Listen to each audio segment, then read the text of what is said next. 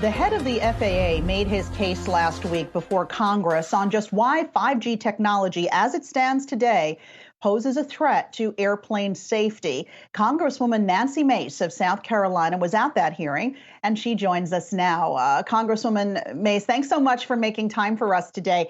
I know the FAA Chief Steve Dickson said at that hearing, quote, "We're changing the oil on the engine as the airplanes are flying when it comes to dealing with the dynamic nature of 5G development." I was wondering, what did you think of that when you heard that? And how did we get to this point? Well, it's sort of crazy, right? We know that American airplanes can handle 5G because they already do. Their altimeters already do in 40 different countries. Crazier than that, the FCC has already approved and given the nod to this technology. So the FAA actually should be working double time to make this a reality. And Congresswoman, I want to turn your attention to the autonomous vehicle space. It has been so hard for federal regulation to come together, and all of the stakeholders are on a different side of the debate, right? So AV makers have pumped billions into the industry, and now they're facing pressure for return on their investment. Lobbyists say the cars are safe. Unions say that companies are cutting corners and cars shouldn't be put on public roads till they've gone through stringent testing as well. So it's a little bit like the Wild West. People are all over the place on different sides. What are the major concerns, and what do you think is causing such a stall? Well, I think having the due diligence, having this conversation now is great. I wish it had happened a couple of years ago. This kind of technology is innovative. It's moving quickly. And we're seeing it in every major city across the country, seeing vehicles that have greater autonomy than before. And so safety is obviously top of mind. But it just goes back to the bureaucracy of the U.S. government, how slow we are. We're more reactive than proactive when it comes to innovation and technology. And that really can hinder development. It can hinder investment and resources in companies here in the U.S. as well.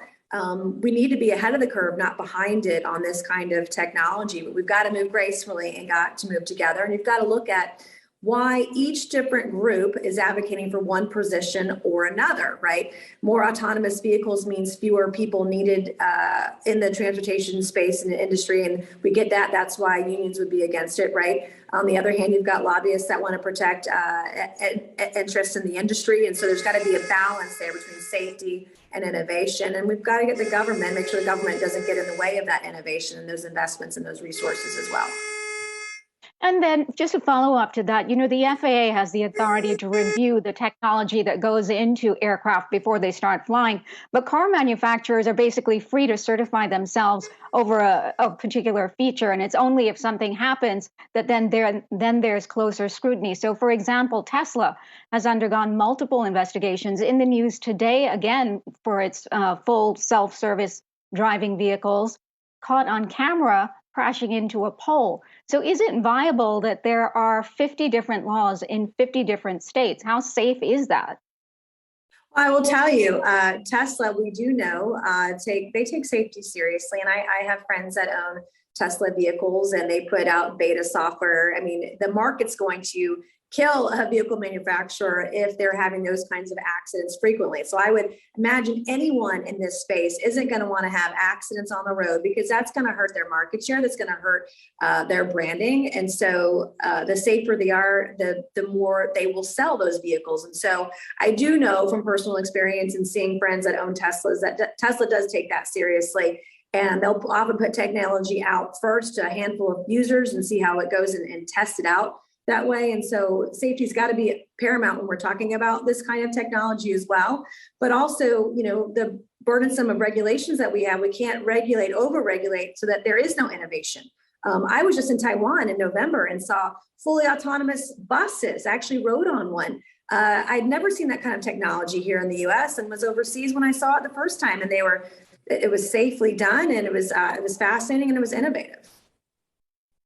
Congresswoman, I just want to switch gears and talk a little bit about cannabis legislation, which I know you have been working on, and you've spoken very courageously about your personal experience with marijuana, detailing how it helped you through the trauma of sexual assault when you were in high school.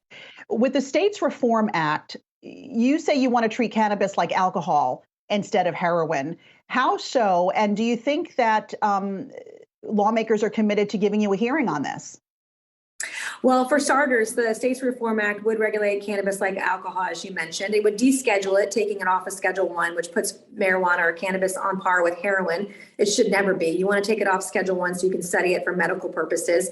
We need to respect the laws of every state. So in my home state of South Carolina, we have CBD and hemp. Florida has medical. California has adult recreational use. And so the States Reform Act would permit all those things to being legal. It would get the federal government out of the way. It would operate like alcohol, very low federal excise tax, and provide a framework for what's legal and what's already happening in 47 of 50 states. And so we haven't done enough on this issue. We have tried to do safe banking. It sounds like we might try it again for a seventh time. But the definition of insanity is doing something over and over and over again and having the same result. So it's time to do something different. And this is a comprehensive bill. It's got something for Democrats and Republicans alike. It's endorsed by groups on both sides of the aisle, from NORML to Americans for Prosperity to veterans groups to law enforcement groups. It has expungement and release for nonviolent criminals in there as well. It's got something for everyone on both sides of the aisle. And so it's time for us to try something different now. Speaking of doing something over and over again and getting the same result, I know the Safe Banking Act passed the House for a sixth time last week. Looks like it still faces an uncertain fate in the Senate. And of course, this bill would allow marijuana businesses to utilize the banking system and not have them be so dependent on a mostly cash only basis. Where do you stand on that act, that Safe Banking Act, and why do you think it hasn't been able to move through the Senate?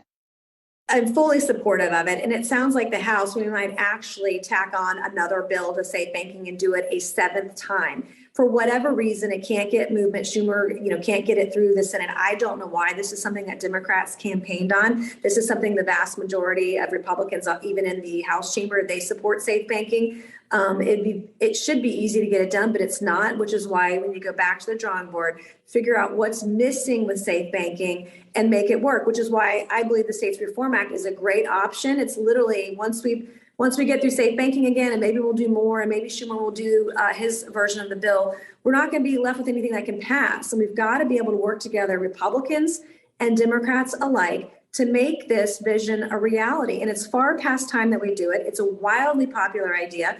70 to 90% of all Americans, depending on how you're polling it, want to see cannabis reform at the federal level in one shape or another. And it's far past time we've been doing this. California has had some form of cannabis legal for over 2 decades now. And so it's time to tax it, regulate it, let states do what they've already been doing, which is a very Republican idea, but we can work on it together as Democrats and Republicans alike. Congresswoman, more broadly, midterms are around the corner. Inflation is high. Country is still split over COVID policies and masking. How much on defense are the Democrats at this point?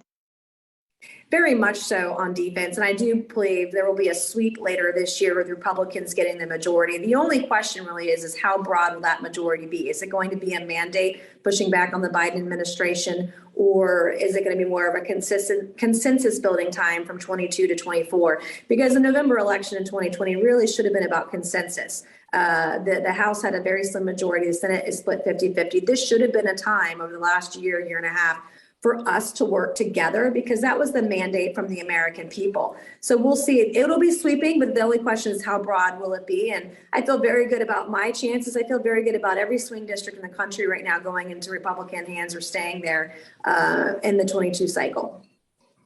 All right, Congresswoman Nancy Mace of South Carolina, thanks for stopping by the show today. We appreciate it.